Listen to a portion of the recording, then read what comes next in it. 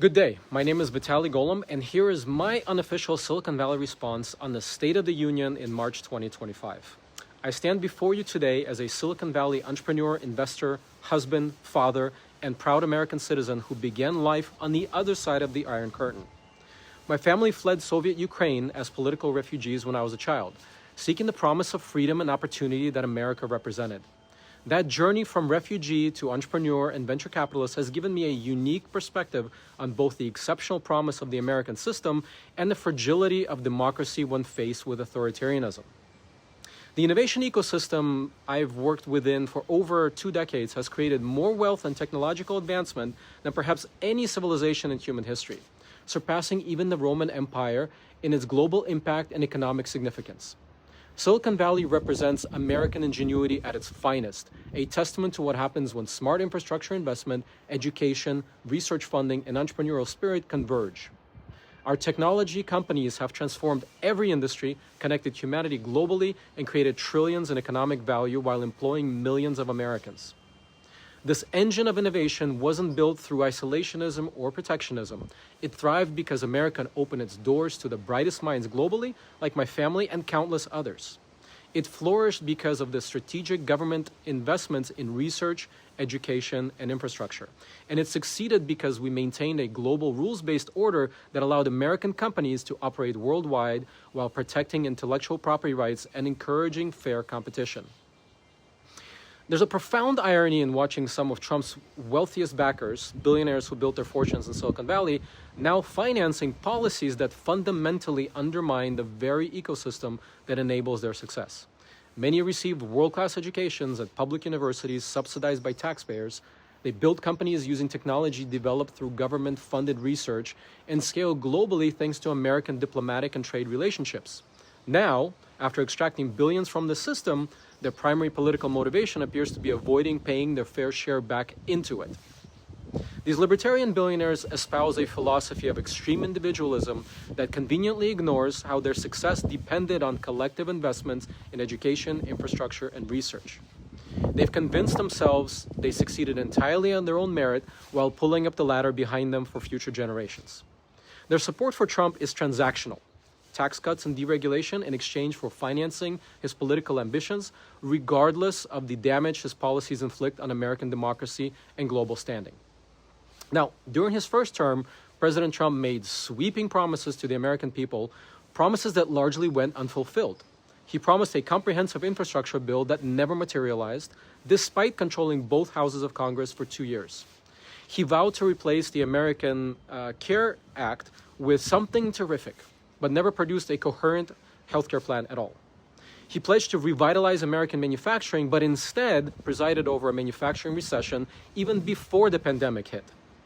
His signature tax cuts primarily benefited corporations and the wealthy while adding nearly $2 trillion to the national debt, the same debt he now cynically bemoans. The economic reality of Trump's first term, stripped of rhetoric, was underwhelming. Job growth during his pre-pandemic presidency was actually slower than during Obama's final 3 years. The manufacturing jobs he promised to restore never returned to pre-2008 levels. And the trade wars he initiated harmed American farmers, manufacturers, and consumers while failing to address genuine issues with China or reduce trade deficits. These aren't partisan talking points. They are economic facts documented by the Bureau of Labor Statistics and the Department of Commerce. Now, the State of the Union address we saw was a masterclass in misinformation. Trump claimed credit for economic trends that began long before his presidency, exaggerated manufacturing returns, and presented misleading statistics about immigration, crime, and social programs. His claim that Ukraine somehow provoked Russia's invasion represented a particularly dangerous revision of history, one that serves Russian interests at the expense of truth and global scrutiny. His assertions about tens of millions of dead people receiving Social Security benefits and immigrants stealing jobs demonstrate either a profound ignorance of how government programs actually function or a deliberate strategy to mislead the American public. The notion that massive tariffs on our trading partners will somehow strengthen the American economy contradicts basic economic principles and the lessons of his first term's failed trade policies. The cruel irony is that Americans most likely to be harmed by Trump's policies are often his most dedicated supporters. His proposed tariffs will function as a regressive tax, raising prices on everyday goods for working-class Americans already struggling with inflation. His tax policies overwhelmingly benefit the wealthy and corporations while offering minimal relief to middle and working-class families. And his attack on social programs like the Affordable Care Act disproportionately harm rural Americans in states that overwhelmingly voted for him. The economic vision outlined in his address wasn't a strategy for broad-based prosperity. It was a blueprint for enriching his donors while leaving his supporters behind. Real economic growth doesn't come from erecting trade barriers or giving tax breaks to billionaires. It comes from investing in education, infrastructure, and research, and ensuring that economic gains are broadly shared. Trump's vision represents the opposite, a return to trickle-down economics that has repeatedly failed to deliver for ordinary Americans. Perhaps the most concerning is Trump's eagerness to launch economic attacks against our closest allies and trading partners. His threatened tariffs, now reality, on Canada, Mexico, and European goods won't bring manufacturing back to America. They'll raise prices for consumers, invite retaliatory measures against American exports, and damage relationships that have underpinned global stability and prosperity for decades. These are not the actions of a strategic leader advancing American interests. They are the reflexive impulses of someone who fundamentally misunderstands both economic realities, economics, and diplomacy. True economic leadership requires building coalitions to address shared challenges, not alienating our allies while emboldening our adversaries. As someone born in Ukraine, I find Trump's position on Russia's invasion particularly disturbing. Ukraine stands as the tip of the spear holding back Russian aggression and protecting the Western democratic order from which America benefits the most. The Ukrainian people are fighting and dying not just for their sovereignty, but for the principles that borders cannot be changed by force, a principle fundamental to global stability. Trump's suggestion that he would pressure Ukraine to surrender territory to Russia represents a profound betrayal of American values and interests. It would reward Putin's aggression, embolden China regarding Taiwan, and signal to every authoritarian regime that violence pays. It would undermine the security architecture that has prevented major power wars since World War II, an architecture designed and led by the United States. The notion that America would abandon Ukraine to Russia domination reflects a fundamental misunderstanding of American security interests and the values that make America exceptional. A world where might makes right is a world where America is less safe, less prosperous, and less free. The international relationships Trump seems eager to discard were built over decades by presidents of both parties who understand that American leadership abroad serves American interests at home. These alliances, trade relationships, and diplomatic engagements have amplified American power, expanded markets for American goods, and advanced American values worldwide. Now, the vacuum created by American retreat will not remain empty. China, Russia, and other powers whose values and interests directly oppose our own are already filling the void. Countries that once looked at America for leadership are hedging their bets, developing closer ties with Beijing and Moscow.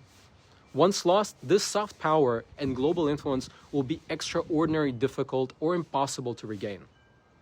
Trump's characterization of foreign aid as charity misses its fundamental strategic purpose. Foreign assistance represents an iron fist in a velvet glove, a cost-effective way to advance American interests, prevent conflicts before they require military intervention, and build markets for American goods. For less than 1% of the federal budget, our foreign assistance programs yield enormous returns in stability, security, and economic opportunity. The Marshall Plan rebuilt Europe after World War II, not out of American generosity, but American strategic vision, creating stable democracies and prosperous trading partners while preventing Soviet expansion. Today's aid to Ukraine, Taiwan, and other frontline democracies serves a similar purpose, strengthening our security while avoiding the vastly greater costs of major conflicts. America doesn't need tariff walls and nationalism to prosper. We need strategic investments in the foundations of competitiveness, education, research, infrastructure, and healthcare. We need immigration policies that continue to attract the world's brightest minds, and we need trade policies that protect American workers while recognizing that global engagement serves American interests. Rather than retreating from global leadership, America should be strengthening the international institutions and alliances that magnify our influence. Rather than abandoning the ideals that made America a beacon for freedom seekers like my family, we should be demonstrating democracy's capacity to deliver prosperity, security, and justice for all citizens. The American economy grew strongest when prosperity was broadly shared, when working and middle-class families could afford homes, healthcare, and education. It innovated most rapidly when we invested boldly in research, infrastructure, and human capital.